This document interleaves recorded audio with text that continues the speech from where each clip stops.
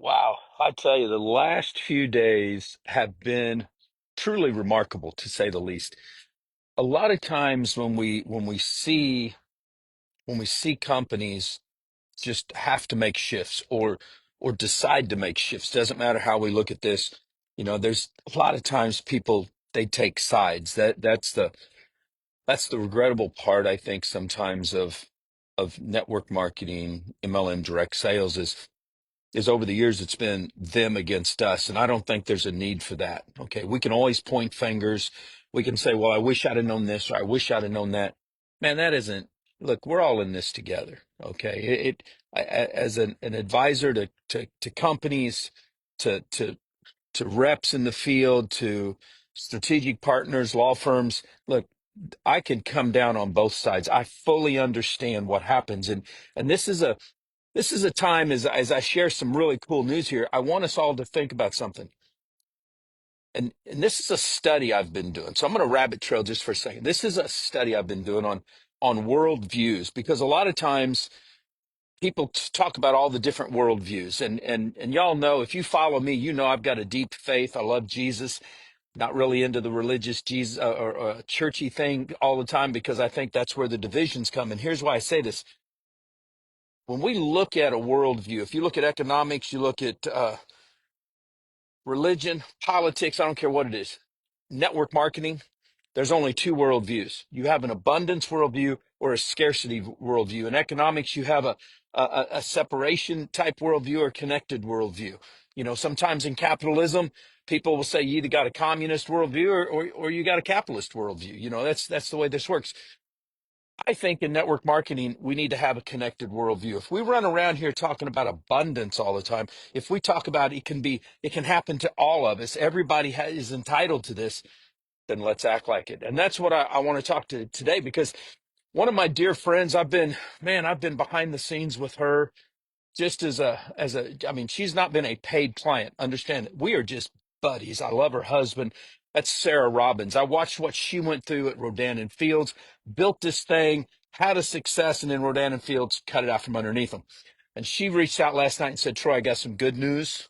And I said, well, can we talk about this good news? And she said, I'd love to, because she moved over to Shaklee after Rodan and Fields, and they have started what they call the Ageless movement. I mean, it's just they are rocking this thing out, and there's some awesome people that she's in some cases been friends with for a long, long time that said, "Hey, finally, we're at a phase where Sara, we can come over with you. We don't have to worry about non-competes. We don't have to worry about upsetting anybody." And I mentioned this on a video earlier this week. That this is what happens. We see teams kind of move because for the first time, without any type of legal recourse, they can do what's been tugging at their heart for a long time. So they are pioneering this new ageless movement. And I'm on a rabbit trail again. I love the word pioneer. In the Greek, it's called apostle. If you study the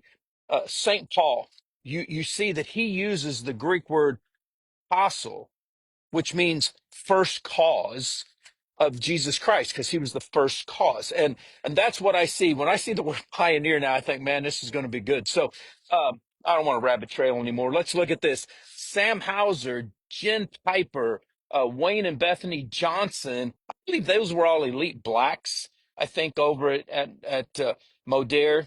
Uh, Andrea Gebhardt. Let's see. She and her and Sara go back way, way. They've been like buds forever. This is going to be cool for them. Kim and Jules Piche, I think they were elite threes along with Andrea. They've all decided to roll with Sara over at Shaklee. Now, here's the cool thing about this. Look, this is not. I'm so excited. I'm excited on what John and Margie and Michelle and Sarah and Tony have got going. I am so excited to see what Lisa's got going over to her. Look, this is the cool part about this. If you love this profession, you love the people in it. And when you can see that they have found a place that tugs their heart, you get excited. So I don't want y'all to think, oh man, he's promoting Shaklee. No, I'm not in Shaklee. Don't pay me. Sarah's just my little girl. I just love her. She's like a little sister. This is all good. I just get excited because when this happens, the grief and the fear that these folks felt last Friday is now being replaced with a joy and a happiness and a renewed vigor for a brand new epic adventure that they're going to be on. They held their first event and had almost 1,000 people show up on it.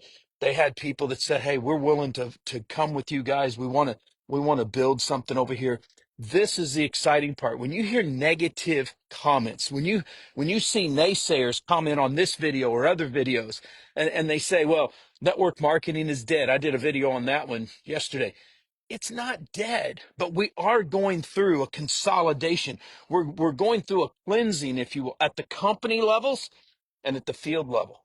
People are realigning. I believe this is going to be, well, I believe it can be. 2025 can be one of the most remarkable years in this business. For you, if you're part-time in this business and you're saying, "Man, this stuff is crazy," it's no different than any other industry. It's no different than sports. Man, Yellow Freight, largest trucking company in America, shuts down overnight. It can happen, but it doesn't have to totally change your life in a negative fashion. If a company, if a product, it doesn't matter. Use the companies as vehicles. Build what you and your family are looking for. Take the revenues, pay off your debt, then take that money and invest it. I remember Big Al Tom Schroeder telling a story a long time ago about a guy that was in his organization, never made more than about $300 a month, but he took that money and he kept buying rental properties.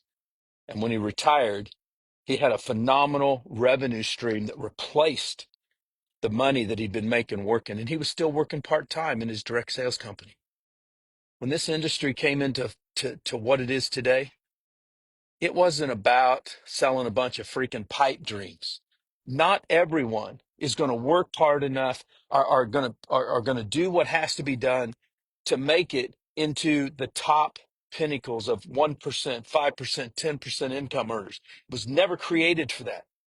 It was created so that Main Street America, Main Street Canada, Main Street Europe, Main Street Russia could go out there and make a few extra bucks. See, no matter what country you're in, no matter what part of the world you're in, the one thing that I found that is normal, everyday, human, we're all alike, we're all connected in this fashion, is we're all trying to live the dream in our country. We're all trying to do just a little bit more for our family. We want it to be a little bit better for our kids. That's the key. And that's what these folks are doing. That's what all the other folks that were in Modere are doing. That's what all the other folks that are in Signature Home Styles, any company that has shut down. It's frustrating and it sucks. But there are people out there that are still going to be saying, "I want to find a home. I want to find somewhere where I can team up with some people." God didn't create us to isolate. God created us to be connected. Find the people that you connect with. Go build a business, guys. Listen, live well, finish strong. I'll see you on the next video.